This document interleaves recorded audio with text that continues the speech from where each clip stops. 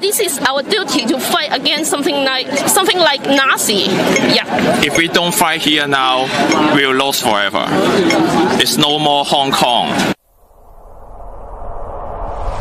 China is an evil party. Hong Kong no more to stand with China. We need independence. Yep. And what's your message to? Have you seen Donald Trump? Do you think he should step in? Donald Trump don't trust China. China is asshole. We want the British government to come back and rule us again.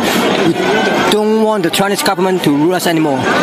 You want the British to come back? Yes, of course. The Chinese government is terrible. What's your message to people who call the old British government a colonial power that used to abuse the entire world?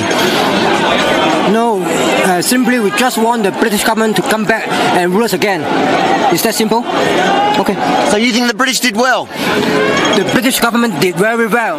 Why have we got an American flag here today? Because we appreciate the American spirit. We fight for freedom and democracy till death.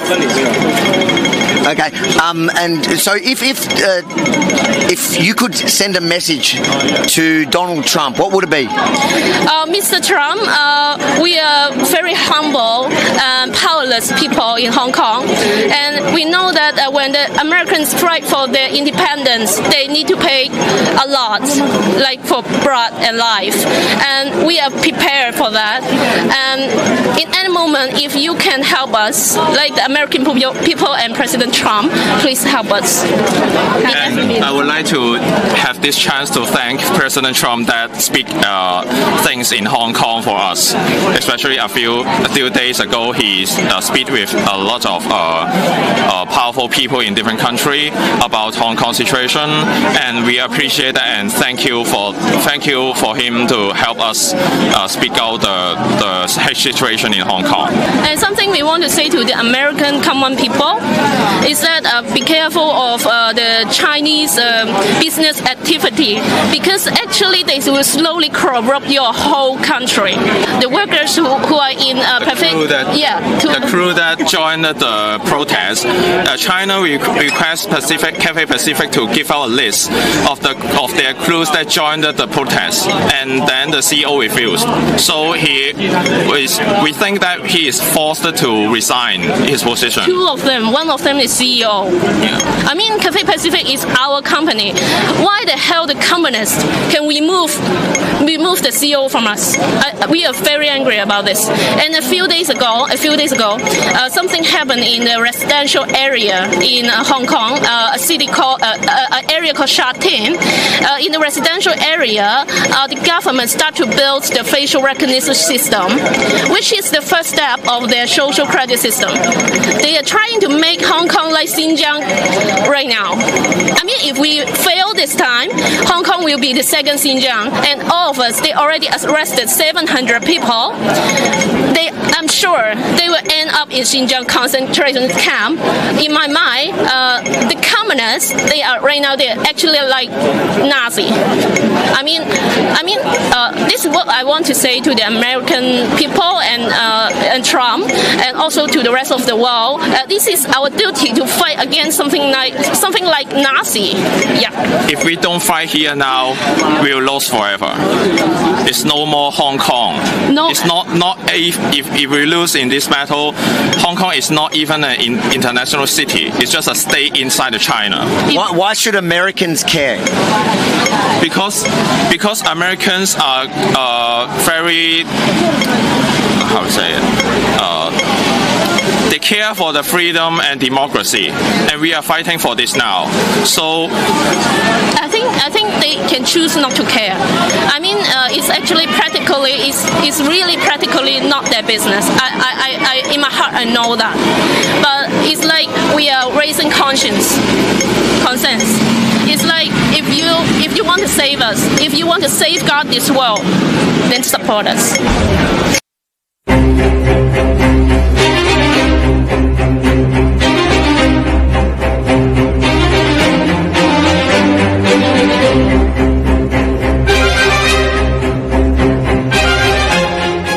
Our lunch, we've got a news alert on Twitter. Let's get to Sue Herrera in the newsroom. Sue. Thank you, Melissa. And it also has to do with the protests in Hong Kong. Twitter putting out a statement moments ago saying that they are disclosing what they are calling a significant state-backed information operation focused on the situation in Hong Kong, specifically the protest movements and their calls for political change.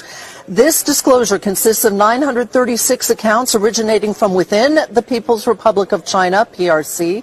Overall, these accounts were deliberately and specifically attempting to sow political discord in Hong Kong, including undermining the legitimacy and political positions of the protest movement on the ground.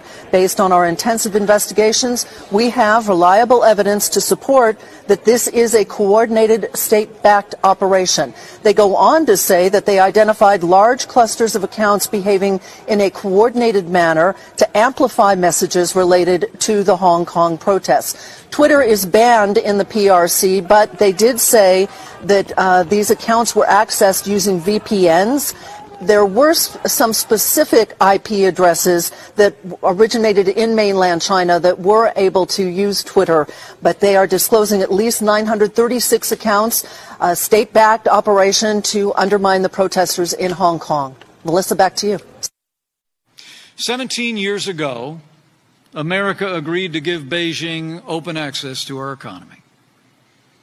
We brought China into the World Trade Organization. Previous administrations of one party and another made the choice in the hope that freedom in China would expand in all of its forms if we opened our markets to them. And I'm not talking about just economically, but also politically, with a newfound respect for classical liberal principles of rule of law, private property, personal liberty, and religious freedom. We hope to see an expansion of the entire family of human rights in China. But over the past 17 years, we haven't seen it.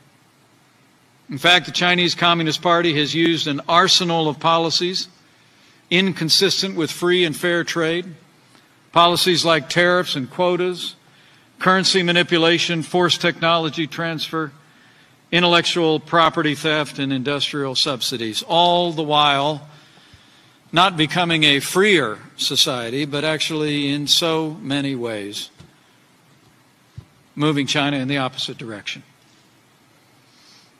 Now, these policies that they've implemented have built Beijing's manufacturing base, but they've also resulted in a $500 billion annual trade deficit with America and hundreds of billions more in intellectual property theft every year. But as I stand before you today, here at the Detroit Economic Club, know this: under President Donald Trump's leadership, those days are over.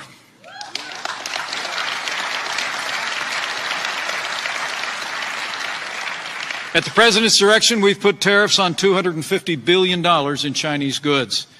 We announced additional tariffs that will take effect soon. And just last week, we labeled China as a currency manipulator. Now, let me be clear on this point. We have great respect for the Chinese people.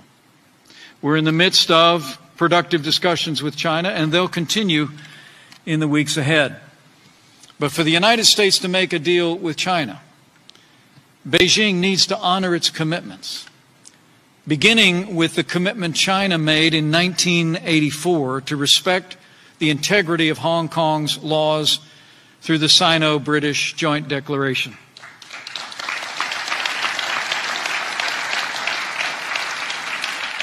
As the President said yesterday, it'll be much harder for us to make a deal if something violent happens in Hong Kong. And I want to assure you, our administration will continue to urge Beijing to act in a humanitarian manner and urge China and the demonstrators in Hong Kong to resolve their differences peaceably. President Trump believes China wants to make a deal. But as the President has made clear, it's got to be a deal on our terms, because China has had it so good for so long that things have to change. As the President has said, the days of stealing American jobs, American companies, and America's ideas are over. And so they are. The time has come for China to come to the table, open their markets and live by the rules of international commerce, like every other industrialized nation does.